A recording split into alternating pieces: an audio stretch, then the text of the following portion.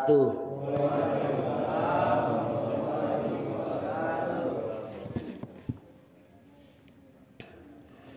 Alhamdulillah wa syukurillah, wala haula wala quwata illa billah. Asyhadu an la ilaha illallah wahdahu la syarikalah, wa asyhadu anna Muhammadan abduhu wa rasuluh. Allahumma salli ala Muhammad wa ala alihi wa sahbihi wa man tabi'ahum bi ihsani ila yaumiddin.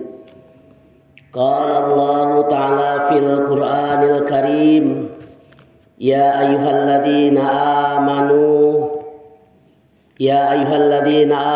taqullaha haqqa tuqatih wa la tamutunna illa wa antum muslimun. Jamaah pengajian musola IKM yang kami banggakan, Bapak Ketua RT, Bapak RW, para pengurus Ikatan Keluarga Maninjau yang kami banggakan. Senantiasa mari kita bersyukur kepada Allah karena rahmat dan karunia Allah hingga pada malam hari ini kita dapat hadir memenuhi undangan dari panitia Keluarga Besar Ikatan Keluarga Maninjau. Tidak lain adalah untuk menjalin silaturahim kita. Tidak lain adalah untuk menambah eratnya hubungan kekeluargaan di antara kita. Semoga kegiatan yang senantiasa dilaksanakan ini akan membawa sebuah keberkahan tersendiri buat kita, akan menambah eratnya hubungan persaudaraan di antara kita, sehingga tidak terjadinya perpecah belahan di antara kita. Salawat beserta salam semoga tetap tercurah pada junjungan kita Nabi besar Muhammad sallallahu alaihi wasallam, karena beliau adalah merupakan uswatun hasanah bagi kita dalam kehidupan ini, sebagai suri tauladan kita ketika kita bertindak laku, ketika kita berbuat. Setidaknya kita berusaha untuk menirukan atau mencontoh apa yang telah diajarkan atau yang dibawa oleh Rasul kita Muhammad sallallahu alaihi wasallam. Contoh kehidupan Rasulullah pada hakikatnya dapat kita baca dalam Al-Quran, dapat kita lihat dalam sirah-sirah nabawiyah. Namun kadangkala kita tidak sempat untuk membacanya, kadangkala kita tidak sempat untuk menelaahnya, sehingga guru-guru kita yang bisa membacanya, yang mempunyai kesempatan waktu untuk membaca atau mengulang kajian. Oleh karena itu, pada malam hari ini kami pun mengulang-ulang kajian yang mudah-mudahan itu akan bermanfaat buat diri kami dan bermanfaat juga untuk jamaah semuanya. Jamaah yang berbahagia, kalau kita tahu bahwasanya Al-Quran merupakan hudan linnas, merupakan petunjuk bagi manusia. Hadza bayanu linnas dalam surah Ali Imran. Dikatakan oleh Allah, Al-Quran ini juga sebagai petunjuk untuk semua manusia. Oleh karena itu, kadangkala kita tidak bisa untuk mempelajarinya secara langsung, dan kita membutuhkan pengetahuan-pengetahuan dari saudara-saudara kita, dari para mubaligh kita. Inilah guna kita belajar, saling mengingatkan, saling menelaah kembali apa yang telah diajarkan oleh orang-orang tua kita dahulu, oleh para mubaleh kita, sehingga tujuannya adalah agar kita semuanya menjadi muslim yang sejati, menjadi muslim yang benar-benar udkhulu fi silmi kafah, menjadi muslim yang menyeluruh dalam kehidupan kita. Jamaah yang berbahagia, pada malam hari ini kami akan mengulang sedikit kajian yang mungkin sudah kita dengar, mungkin sudah dibahas oleh ustadz-ustadz kita. Namun tidak salahnya kalau kami mengulang kajian ini agar kita ingat bahwasanya banyak kajian yang mungkin belum kita ingat atau kita lupa tentang kajian-kajian yang ada dalam Al-Quran tersebut. Oleh karena itu kami akan mengulang sedikit kajian yang kami bahas dalam surah Al-Baqarah ayat 83. Jamaah yang berbahagia,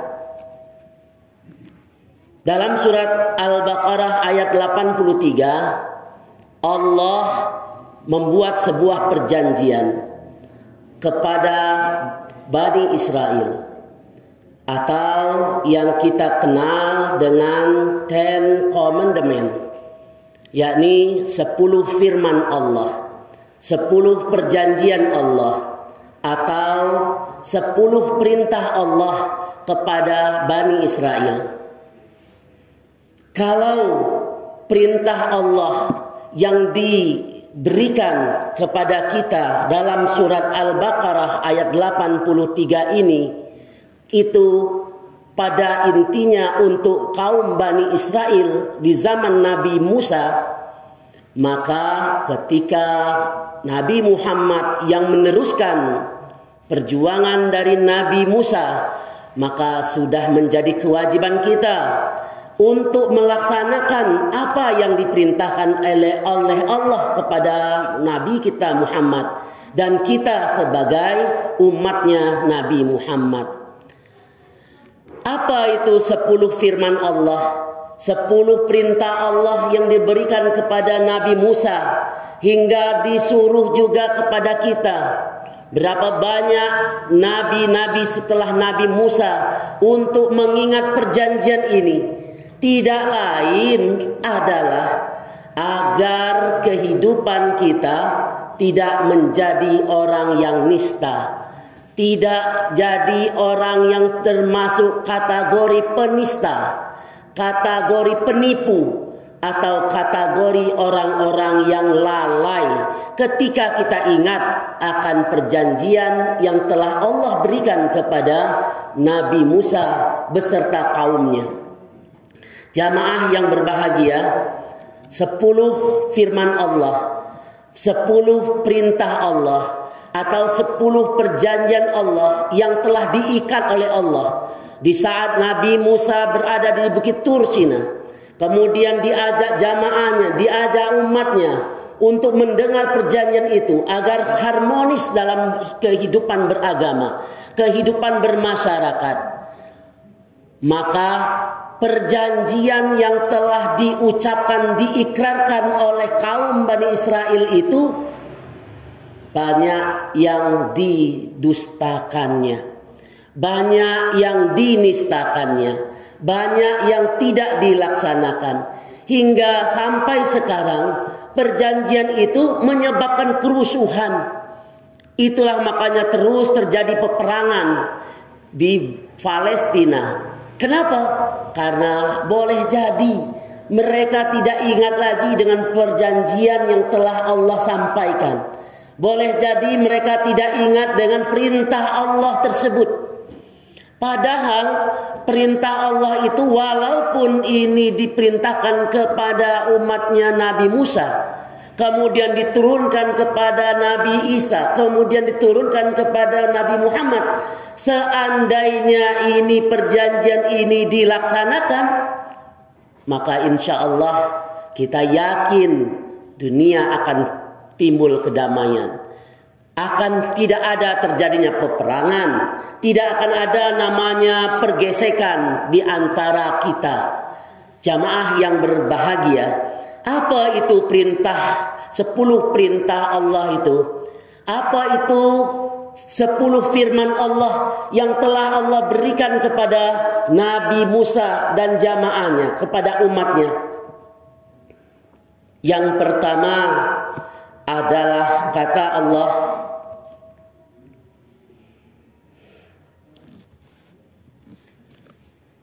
la ta'buduna illallah. Kamu janganlah menyembah kecuali kepadaku, kata Allah. Ayat sebelumnya, wa iz akhazna mitsaqa bani Israil. Ingatlah ketika kami mengambil perjanjian kepada Bani Israel. Kami membuatkan satu perjanjian, satu akad, satu firman, satu perintah kepada kaum Bani Israel. La ta'buduna illallah. Pertama kata Allah, yakni jangan kamu menyembah kecuali kepadaku, kata Allah. Perjanjian yang pertama adalah tidak menyembah selain daripada Allah. Lantas setelah 10 firman Allah ini, 10 perintah Allah ini baru diucapkan, baru disampaikan oleh Allah, oleh Nabi Musa kepada kaumnya. Di bawah ternyata Samiri membuat patung, yakni patung keledai, patung sapi. Disembahlah oleh kaum tersebut. Padahal baru sebentar dikatakan la ta'buduna illallah. Jangan kamu menyembah selain kepada Allah. Artinya apa? Artinya ketika kita berbicara sekarang ini, Bapak-bapak, boleh jadi 10 menit lagi tidak ingat lagi apa yang disampaikan. Boleh jadi sudah keluar tidak ingat lagi apa yang disampaikan oleh kami. Nabi Musa aja yang sudah ngomongkan, sudah begitu membuat perjanjian kepada Allah, diikuti oleh jamaahnya, oleh umatnya. La ta'buduna illallah. Pertama sekali mari kita sama-sama berjanji. Aku perintahkan kepadamu, la ta'buduna illallah. Jangan kamu menyembah selain padaku, kata Allah. 10 menit 10 setelah gitu, Samiri telah membuat kerbau. Sementara Nabi Musa di Bukit Tur sedang berdialog kepada Allah. Sedangkan Nabi Musa sedang meminta petunjuk kepada Allah. Lantas di bawah, karena kata Samiri, Musa telah lama, Musa tidak tahu lagi kemana. Difitnahnya lah Musa kemana dia akan pergi. Telah pergi kemana tidak tahulah. Sehingga selama 40 hari Musa di atas Bukit Tur, Samiri telah berbuat untuk memberikan penyembahan, yakni dengan seekor sapi yang dibuat oleh Samiri. Inilah perjanjian yang pertama yang menyebabkan kerusakan moral umat Bani Israel, yakni mengakui adanya Tuhan selain Allah. Itu yang pertama. Kalau kita 10 perjanjian ini kita bacakan, maka insya Allah sampai jam 9 selesai Bapak-bapak. Tidak apa ya Pak ya? Kita ngulang-ngulang kaji. Itu yang pertama. Yang kedua, apa yang Allah perintahkan, apa yang Allah firmankan kepada Musa dan jamaahnya, kepada umatnya, wabil walidaini ihsan. Hendaklah kamu berbuat baik kepada kedua orang tuamu. Jamaah yang berbahagia, perjanjian ikatan yang disampaikan oleh Allah kepada Musa, perjanjian yang disampaikan oleh Allah kepada umat Musa, setelah ilallah, setelah itu meyakini adanya Allah, maka disuruh kita untuk berbuat baik kepada kedua orang tua kita. Berbuat baik kepada kedua orang tua kita, apakah ketika dia masih hidup? Tidak. Setelah dia meninggal pun kita disuruh untuk berbuat baik kepada kedua orang tua kita. Bagaimana berbuat baik kita kepada orang tua kita ketika dia sudah meninggal? Kita jaga nama baiknya. Kita bersedekah atas namanya. Kita menjunjung harkat martabat nama orang tua kita. Ini namanya kita sudah berbuat baik kepada orang tua kita. Bapak, berapa banyak sekarang kita lihat di TV anak-anak mempolisikan orang tuanya hanya gara-gara harta warisan. Ada yang mempolisikan anaknya karena orang tua hutang kepada anak. Karena orang tua tidak membayar hutang kepada anak, maka anak pun menuntut ke kepolisian. Ini akhir-akhir zaman yang terjadi. Kalau dulu kita dengar namanya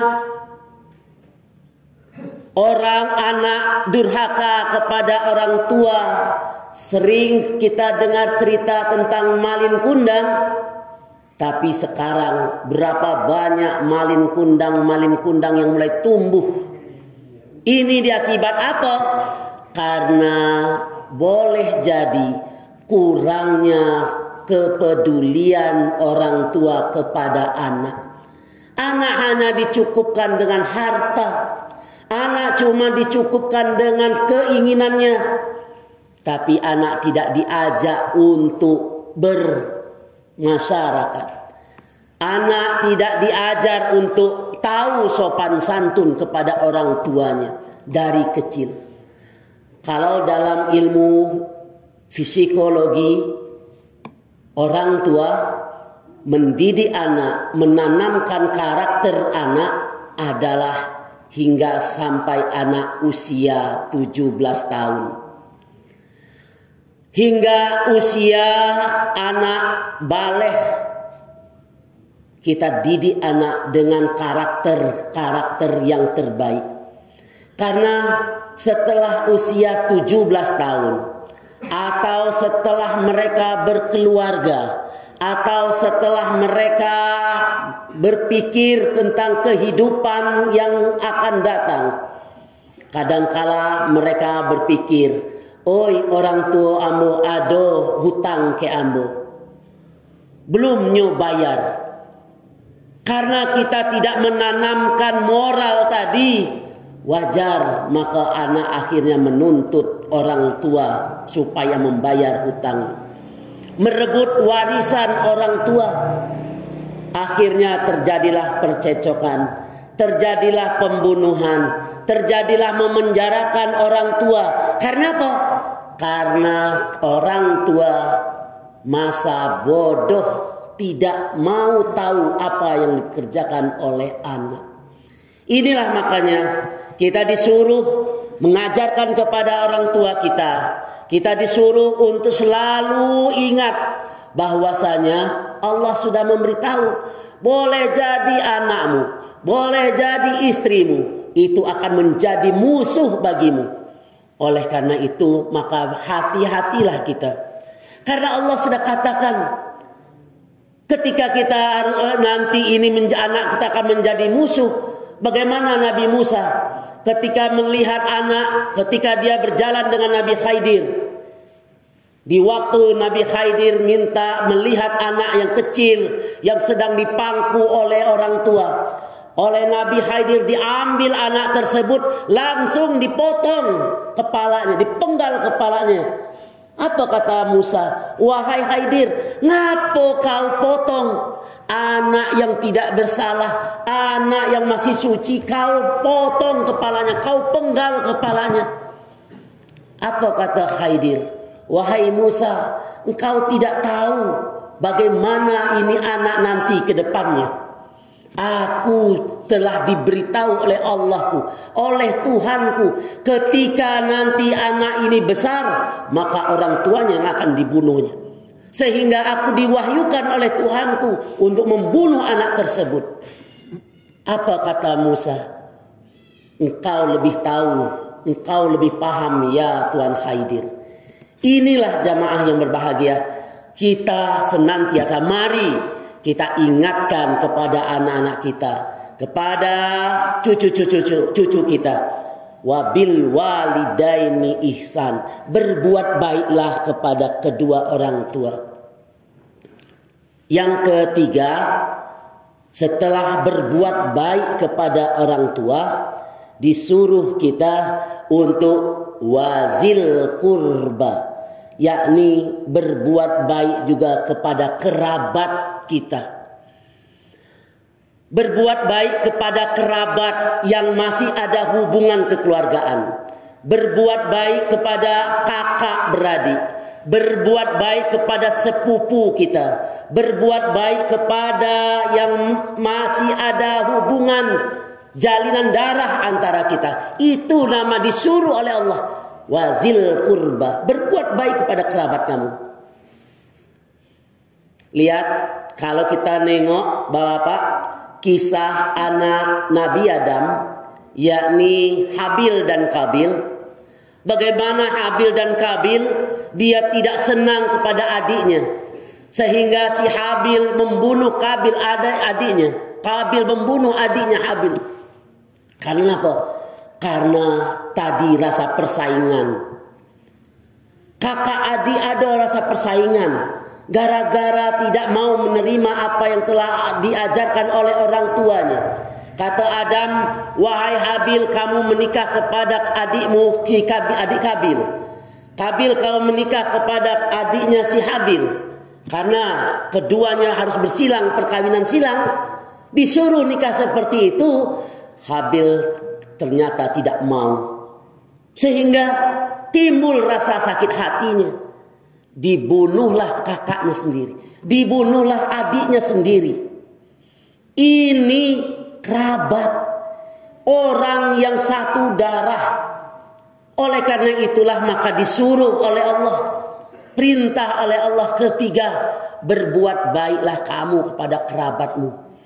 Kalau kita berbuat baik kepada kerabat, ini adalah merupakan perintah. Sehingga berapa banyak sekarang kita lihat bapak-bapak, kerabat yang putus gara-gara cekcok harta.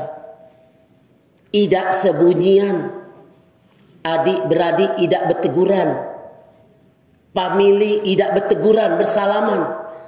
Ketika ini dilakukan, ketika ini dibantah dari 10 perintah Allah ini, Allah katakan nanti akan timbul kenistaan, timbul kesengsaraan dalam diri kita, dalam keluarga kita. Kalau kita kepada kerabat kita tidak berteguran, jadi saro kita. Bermusuhan adik beradik, bermusuhan sepupu, bermusuhan kakak dengan sepupu, bermusuhan dengan kerabat istri dan lain-lainnya. Allah sudah mengingatkan dalam surat Al-Baqarah ayat 83 di waktu zaman Nabi Musa, supaya kita wazil kurba, berbaiklah kamu dengan kerabatmu. Bapak, kalau kita tengok, ternyata kalau di Palestina terjadinya banyaknya pertumpahan darah, itu hanya gara-gara kerabat tidak akur. Jangankan itu, zaman Nabi Muhammad pun ada seada. Abdul Muthalib dengan Abu Jahal itu masih ada hubungan kekerabatan. Ya kan? Nah inilah ketika firman Allah, perintah Allah yang 10 ini tidak dijabarkan, tidak dilaksanakan, maka akan terjadilah perpecahan terus menerus. Tidak akan mungkin tidak akan terjadi perpecahan kalau perintah Allah ini tidak dilaksanakan. 10 firman Allah, 10 perintah Allah. Itu yang ketiga. Yang keempat, setelah kita berbuat baik kepada orang tua, berbuat baik kepada kerabat, disuruh yang keempat, wal yatama, kamu berbuat baik juga kepada anak-anak yatim. Kepada anak-anak yatim yang tidak punya orang tua, kamu disuruh untuk berbuat baik. Kita disuruh untuk berbuat baik, bukan menghardiknya, bukan mencelanya, bukan menghinanya, tapi berbuat baik kepada anak yatim. Bapak, anak-anak yatim kita di Rejang Lebong ini lebih kurang, kalau menurut data di Kemensos, di Departemen Sosial kita, itu lebih kurang ada 5 ribuan lebih. Tapi belum tertampung semuanya di panti. Ada yang tidak mau masuk panti karena kondisi orang tuanya sendirian. Ada yang tidak mau masuk ke panti karena mereka merasa malu kalau dihina nanti karena masuk panti. Sehingga oleh dinas sosial maka disuruhlah kalau panti-panti itu setidaknya mempunyai anak asuhan keluarga, namanya asuhan luar panti, yang mengayomi anak-anak panti yang ada di luar. Supaya apa?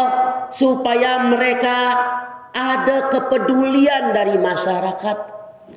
Sehingga kalau seandainya mereka mau masuk ke dalam panti, diterima, dibelayani dengan sebaik mungkin. Ketika dia tidak mau masuk ke panti, maka diberikan kebutuhannya setidaknya 1 bulan sekali atau 2 bulan sekali. Kita tanyakan, ini yang disuruh wal yatama tadi, berbuat baik kepada anak yatim. Bagaimana Rasulullah mengulang-ulang kalimat,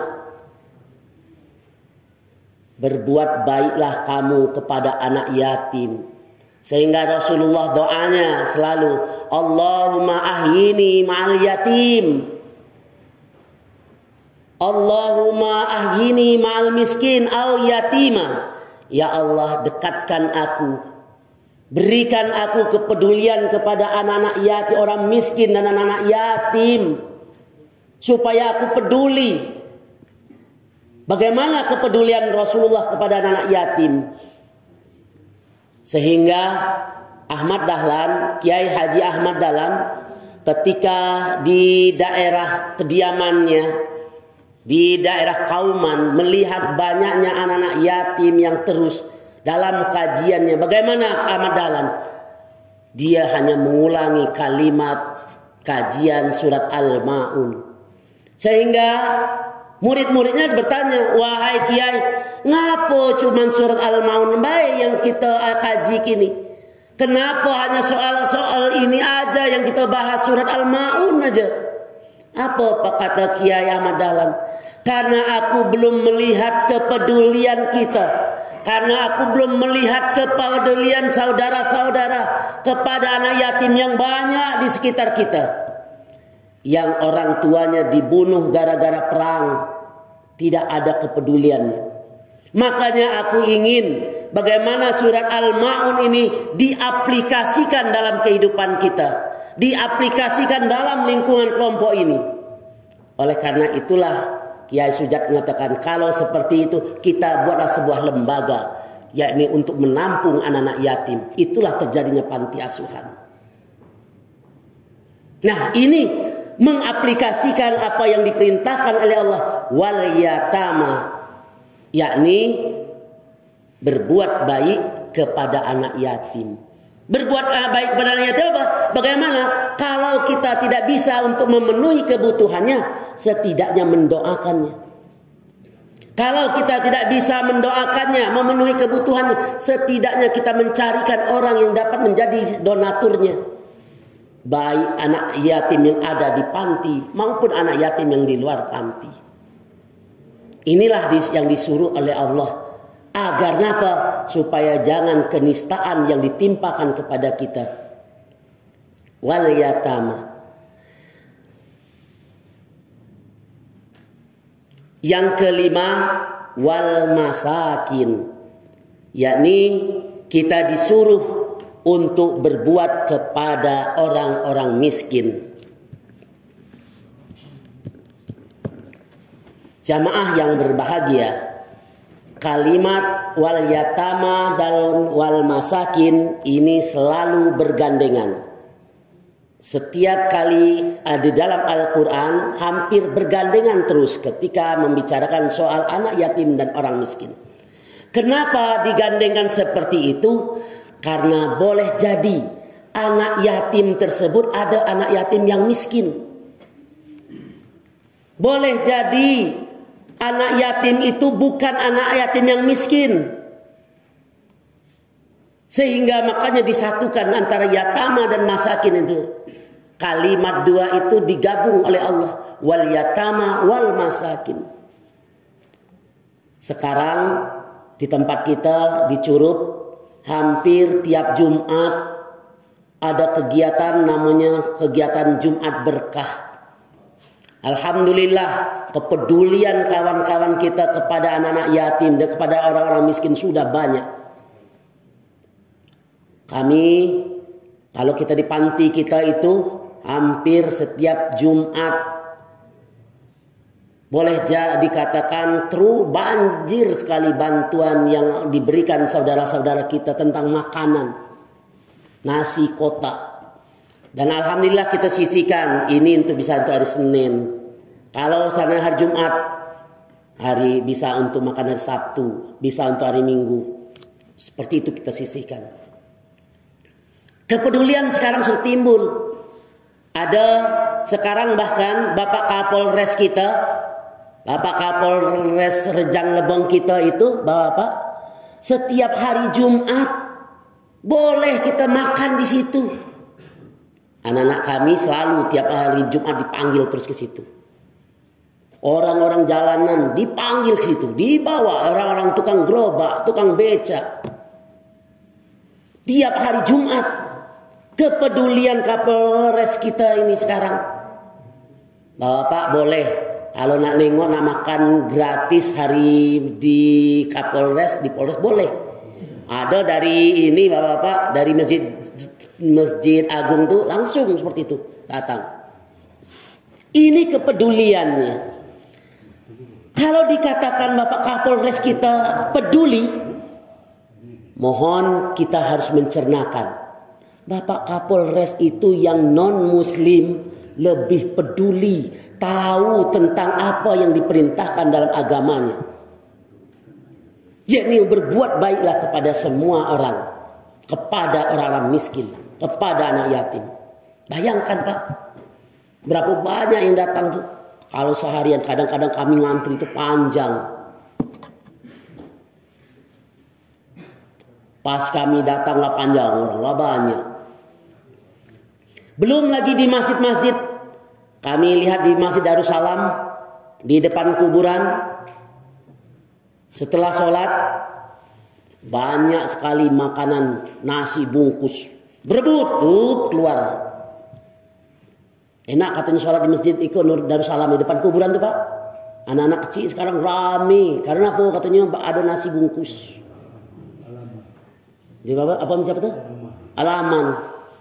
Kami datang situ tengok. Kami juga tengok lagi tempat lain. Artinya apa? Kepeduliannya itu. Peduli kepada orang-orang miskin. Pokoknya kalau keluar Jumat tuh lah banyak kepeduliannya. Sekarang sudah banyak. Ada kadang di pasar. Sekarang ada bola kelompok SG namanya. Kelompok yang memberi berkah keliling, pakai mobil warna hitam, di mana ada orang turun, datang ngasih. Ini bentuk kepeduliannya. Sekarang apa yang bentuk kepedulian kita? Ketika kita melihat orang seperti itu berbuat peduli kepada orang miskin, kami ketika melihat, ya Allah, orang bisa ngumpulkan, cuman idenya satu orang. Yuk kita, kalau kami galak diajak, yuk, ada berapa Pak nak ngantar ngasih bungkus untuk di masjid itu? Ya kami sebungkus aja. Diajak, ada ngajak, takkan.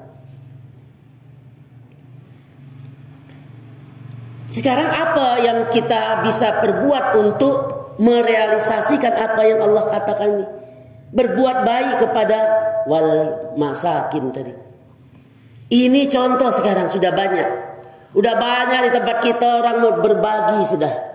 Kalau dulu cuman kita dengar di kota-kota besar. Kalau kita tengok di kota besar itu, di Solo, ada yang setiap makan hari Jumat itu gratis makan. Bahkan ada tukang bakso, hari Jumat dia gratiskan makan bakso di tempatnya. Masya Allah, kata kami, apa yang bisa kita lakukan? Apa yang kita bisa berbuat untuk orang-orang? Oleh karena itulah ketika kita diberi kesempatan, diberi kekuatan untuk bisa berbuat, ayo kita lakukan sebelum ajal kita habis. Karena apa? Karena kita akan meninggalkan jejak-jejak yang akan diingat oleh orang. Itu yang kelima, wal masakin.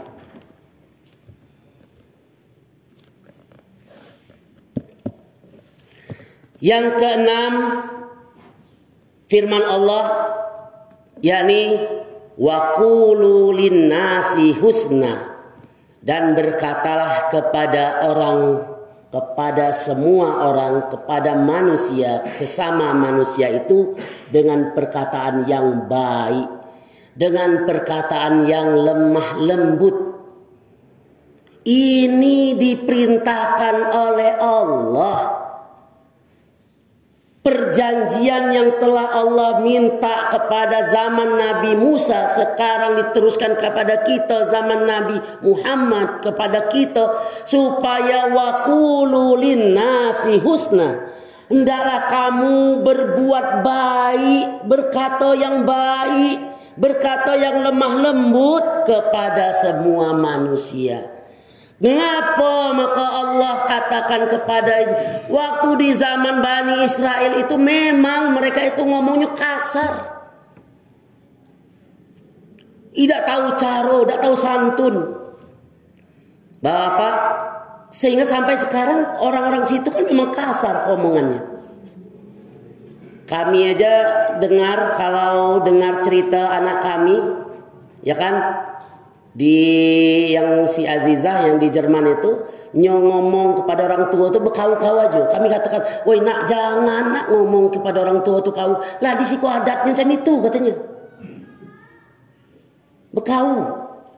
Lah umur 70 tahun neneknya itu ngomong, kau tadi sudah makan belum? Tidak etis kalau menurut kita. Tapi seperti itulah mereka adanya. Wa qulu linnasi husna, berkata yang baik, berkata yang lemah lembut, tahu caranya. Inilah kita Indonesia kita, diajar tahu adab timur kita. Ngomong ke yang tua santun. Bapak, mohon maaf Pak, Bapak mohon ini, apalagi di daerah Jawa, jangan yan. Kalau ibaratnya kata orang tuh, kalau terpijak kaki itu sampai mohon maaf Pak, kaki aku terpijak. Nyuwun ngapunten Pak, kalau bahasa Jawanya. Kaki aku terpijak. Jadi itu nih yang diajarnya. Wa qulu linnasi husna. Berbuat baik, mengomong itu yang baik. Tapi kalau kita kaidah, hei, tengok dikit, mata tuh, jangan. Jangan itu. Hendak kamu baik. Aqulu linnasi husna.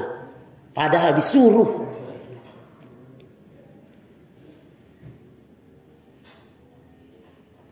Inilah yang disuruh oleh Allah.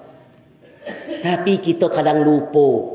Mengaji kita lupa dengan apa yang ada dalam Al-Quran.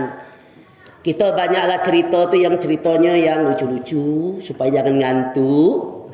Kita lucu-lucu cerita sehingga tidak ada pelajaran yang kita ini tidak ada yang nyangkut. Karena setelah baliklah tak apalah ceritanya tadi, lucu yang ceritanya tadi. Itu aja yang kita ingat. Padahal Al-Quran yang begitu banyak yang harus kita bahas, yang banyak kita pelajari. Kalau dia berbicara dari Al-Quran itu, yakinlah insya Allah kita menjadi baldatun thayyibatu wa rabbul ghafur.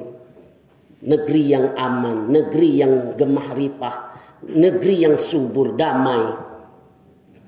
Wa qulu linnasi husna. Berkata yang baik kepada orang. Kalau seandainya ada caleg yang datang, jangan langsung, "Woi, ini caleg." Tidak boleh. Tidak boleh seperti itu.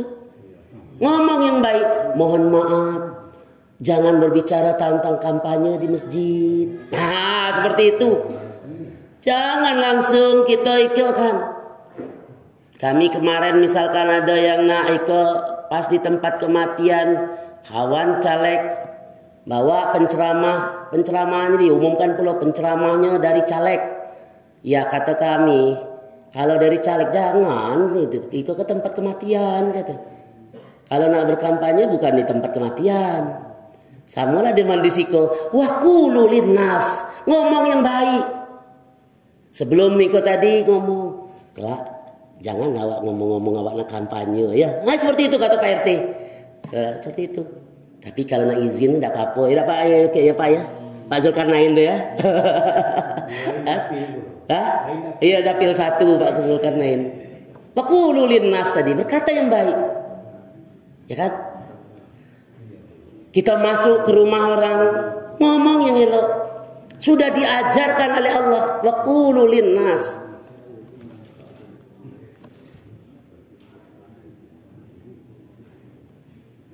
Ini yang keenam. Berkatalah dengan yang baik. Anak ketika ngomongnya salah, kita omong, "Nak, jangan cami itu nak." Seperti kami katakan, kami kalau menasihati anak kami, "Nak, tak boleh ngomong bekau, biarlah orang lainnya bekau-bekau. Tapi jangan." Lah macam mana katanya, cami itu ikutnya.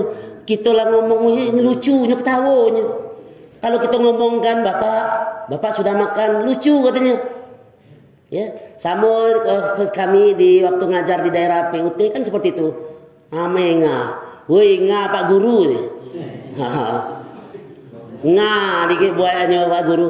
Ku dak percaya amenga tu. Kata dak saya dengan ke. Bengar kayak gitu, kayak orang tua bengar tu.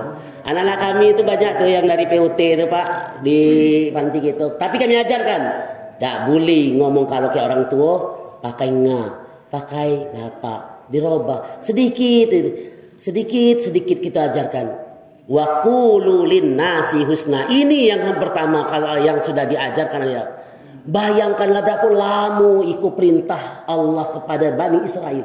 Diteruskan kepada kita 1450. Tapi kajian ini kadang tidak diulang-ulang. Kalau dibaratkan di bahasa Inggris kan The Ten Commandment. Dulu ada pernah filmnya Ten Commandment. 10 firman Allah. 10 perintah Allah. Tapi kadang-kadang kita tidak ingat lagi. Berikut yang ke-7. Minum dulu tak Pak?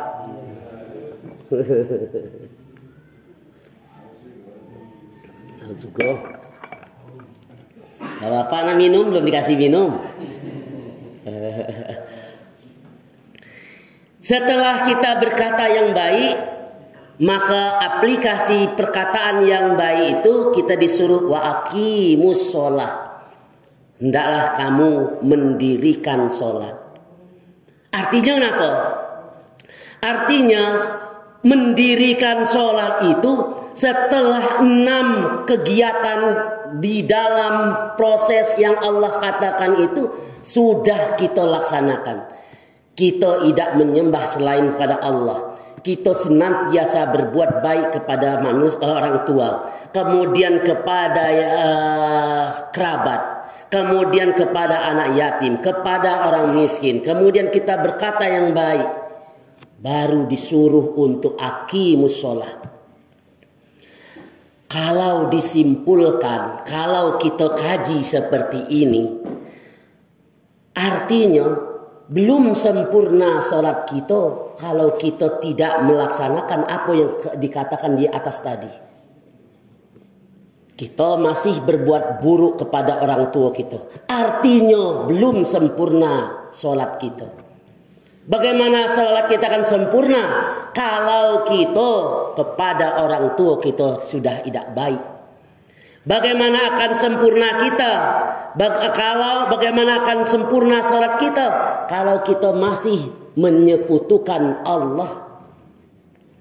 Kita masih kepada kerabat tidak berbuat baik, kepada anak yatim tidak mau berbuat baik, kepada orang miskin kita tidak mau berbuat baik, kepada manusia sesama manusia perkataan kita kasar.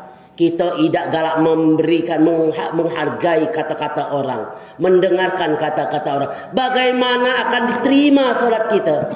Waqimus sholat. Makanya Allah katakan, diletakkannya nomor ke-7, aqimus sholat. Dalam rincian perintah Tuhan. Allah tidak menerima dulu sholatmu kalau kita masih buruk kepada orang tua kita, masih buruk kepada kerabat kita, masih buruk kepada anak yatim, kepada orang miskin, kata-kata kita masih menjelek-jelekkan orang, berarti belum sempurna. Makanya diletakkan nomor 7, diajarkan kita supaya apa? Supaya kita membersihkan hati kita. Tidak usah kita mengolok, mengejek, oh itu caleg dari ini A, B, C. Tidak usah. Tidak usah kita mengomongkan misalkan, oh ini presiden, calon nomor presiden nomor 1 ini, nomor 2 ini. Tidak usah. Wa qulu linnas, karena pada intinya semua manusia itu baik. Disuruh kita menghargai. Tinggal kita nak kita pilih. Baru kita sholat kita. Aqimus sholat, dirikan sholat. Karena apa? Kita tidak galak memburuk-burukkan orang.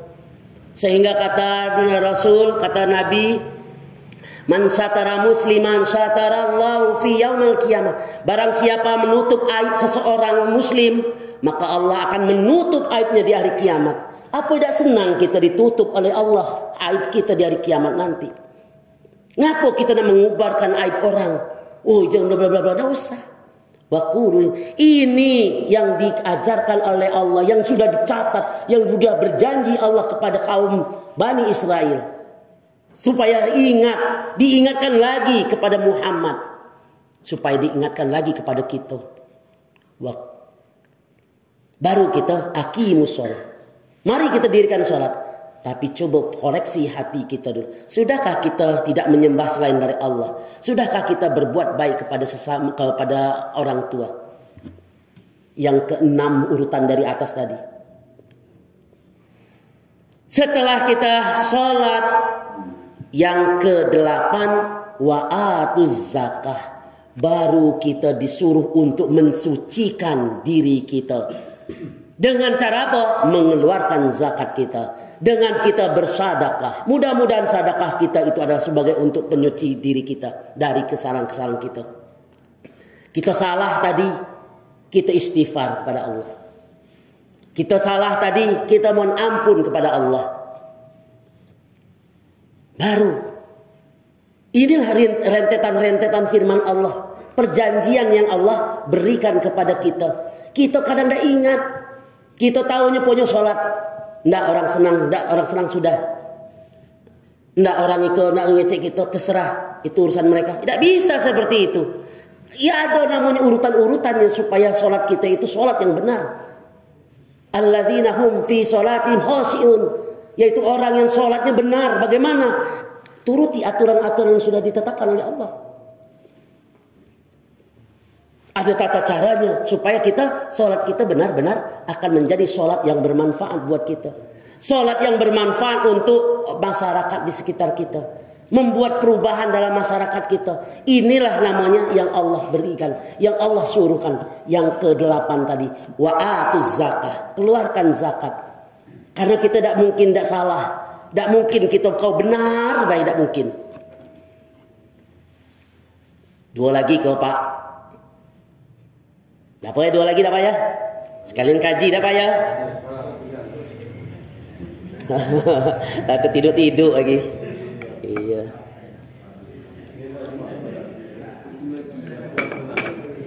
Jadi supaya tahunya apa sih perintah Allah 10 perintah Allah itu.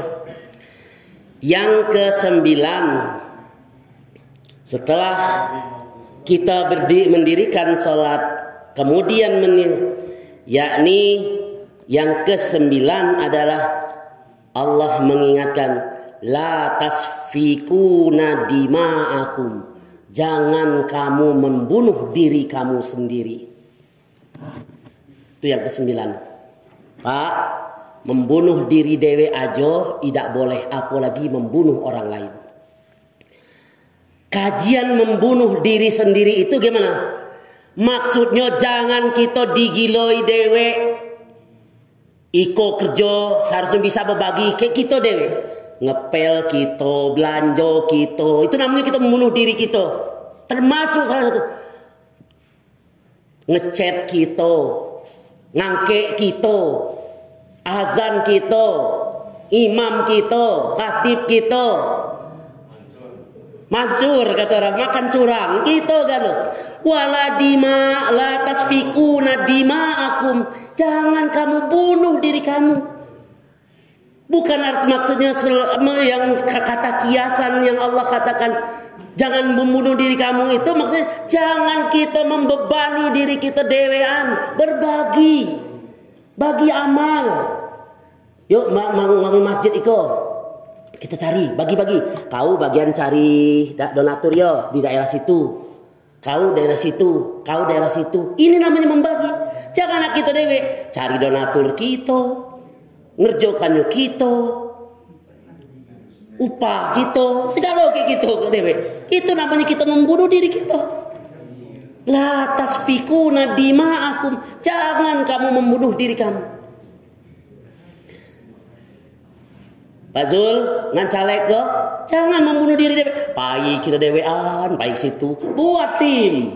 Nah, itu. Kau di tim situ, kau di situ, tuh. Jangan kita dewe tidak terkejar, akhirnya dah dape gitu kelak. Buat tim kita. La tasfiku dan dima'akum. Jangan kamu bunuh diri kamu. Supaya jangan keluar duit kita, tahan kita dewe. Buat rumah kita dewe, gali pondasi kita dewe, cari kayu kita dewe, iko kita dewe, tidak berbagi. Buat masjid seperti itu, buat kepanitiaan, semuanya bekerja. Setelah berjalan semuanya, itulah yang namanya kebersamaan. Ini yang pertama yang dimaksudkan la tasfikuna dima'akum. Jangan kamu membunuh diri kamu. Kalau membunuh diri kita dewe aja tidak boleh, hukumnya haram, neraka tempatnya, apalagi kita membunuh orang lain. Membunuh orang lain yang bagaimana? Memacali kalau kata orang Palembang. Suruhnya kan anak buah kita, biarnya tersadai, biarnya litanya. Suruh, belum selesai ngepel, kau ambil itu. Belum selesai kok iko lagi. Belum selesai kok iko lagi. Itu namanya termasuk kita membunuh diri kita, membunuh orang lain. Kalau kata orang Palembang itu memacali, pacalnya.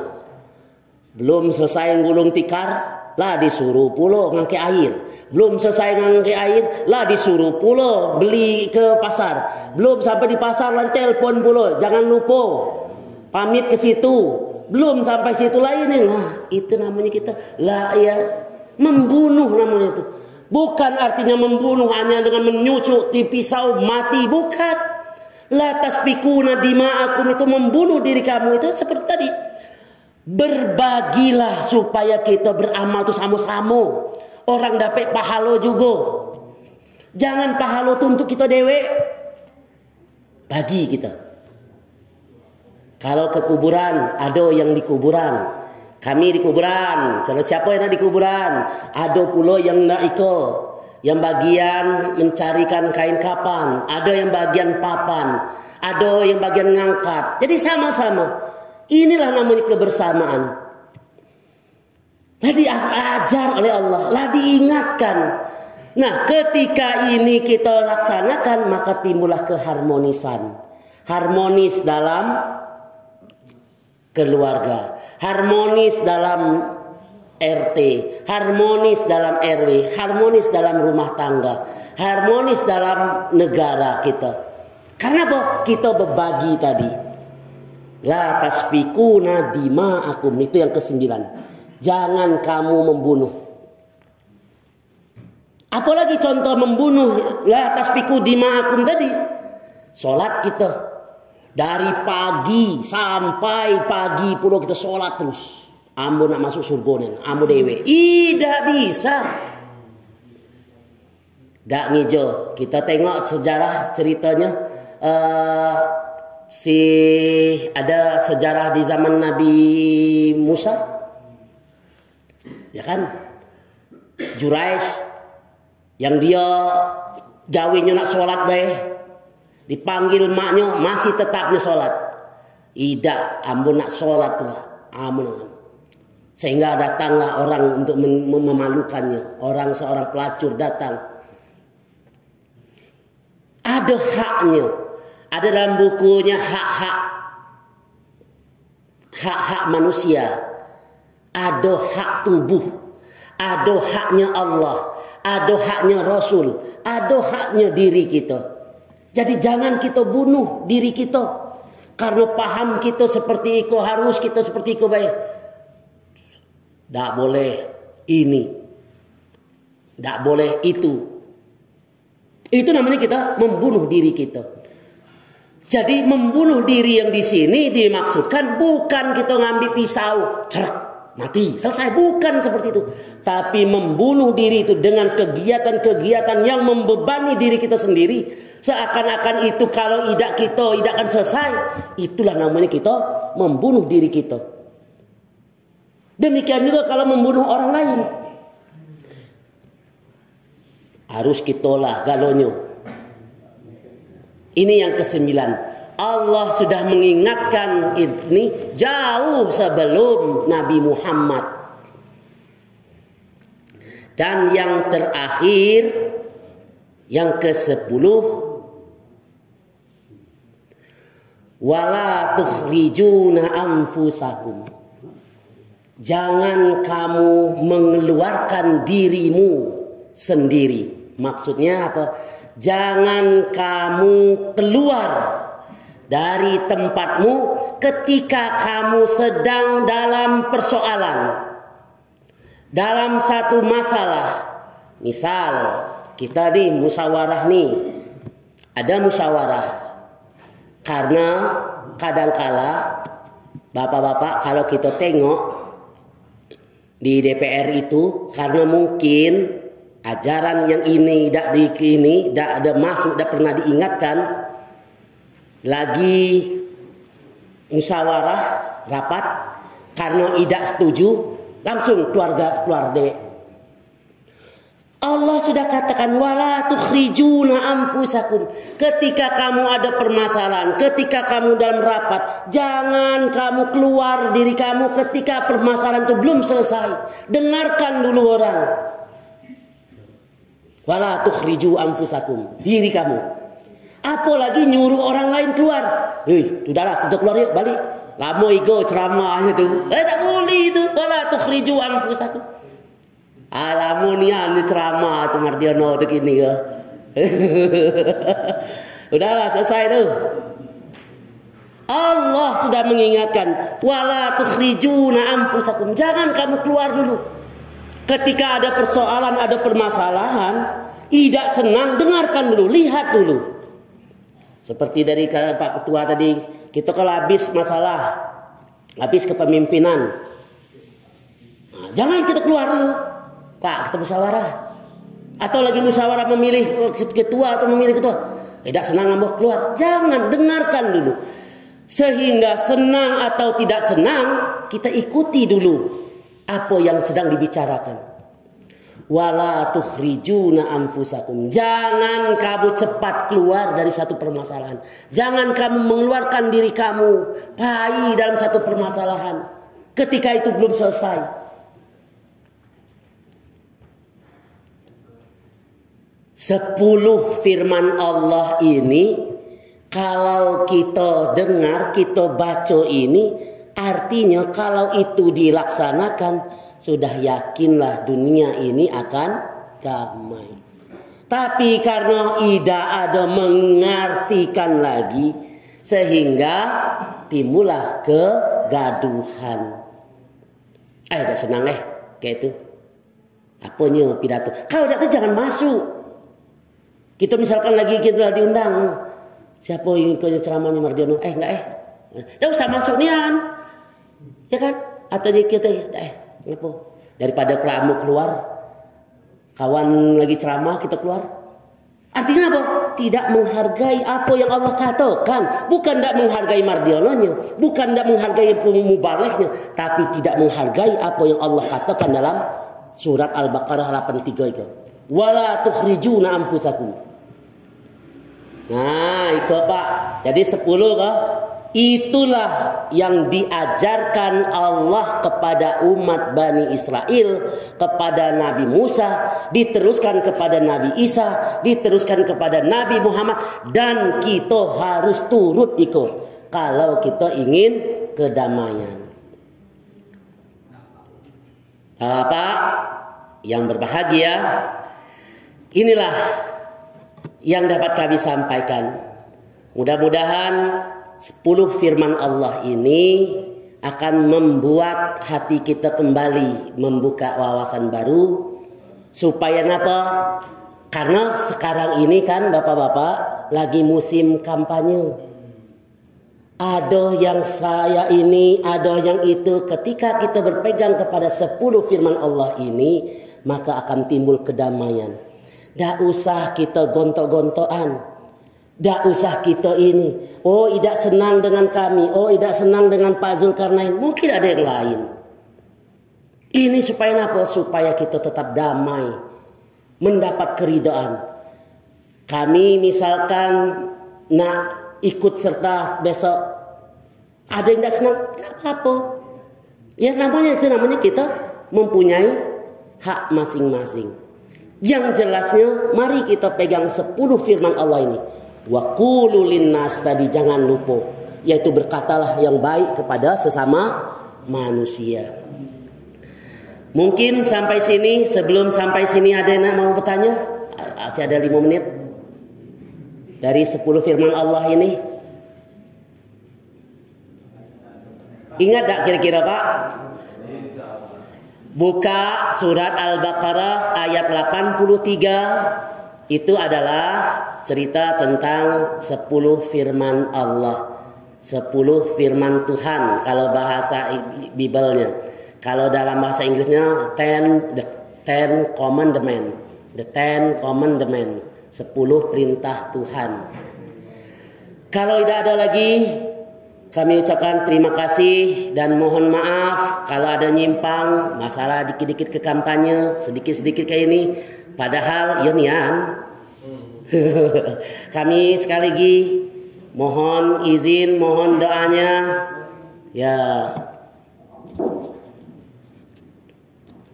Mohon izin, mohon doanya bahwasanya insya Allah kami akan ikut serta dalam pemilihan legislatif. Juga dengan Pak Zulkarnain yang akan ikut dalam pileg ini. Mohon doa dukungannya kalau Pak Zulkarnain di Dapil 1, kami ada di Dapil 4. Nanti ada kami sedikit ngasih ada sejadah kecil sebagai mengingat Ingat-ingat bukan untuk namanya suap, bukan, karena kami tidak pacak nyuap pulo, ya kan? Ada kami buat tangan untuk kajian malam hari ini.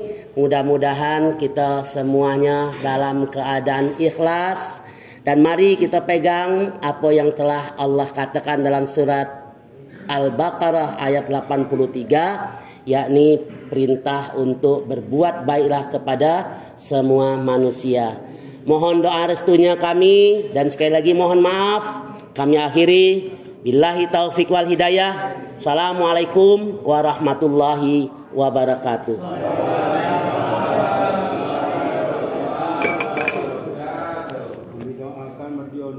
Wabarakatuh.